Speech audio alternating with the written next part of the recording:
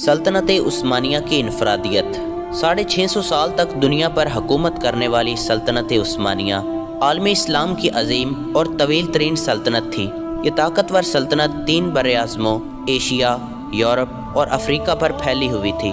ये वो वाहिद मुस्लिम सल्तनत थी जिसने बर्र-ए-आज़म यूरोप में अजीम तरीन फतूहात की। सल्तनत उस्मानिया ने ही 1100 साल पुरानी रूमी सल्तनत का हमेशा के लिए खात्मा किया और कैसरे रोम के दारुल सल्तनत कुस्तुनतुनिया को फतह किया। इसकी पशीन गोई हदीस में थी। उस्मानी 400 साल तक मनसबे खिलाफत पर फायज रहे। उस्मानी सलातीन ने इस्लाम की बहुत खिदमत की। उनके दौर में उलमा पर जुल्म सितम की कोई दास्तां भी सुनने को नहीं मिलती।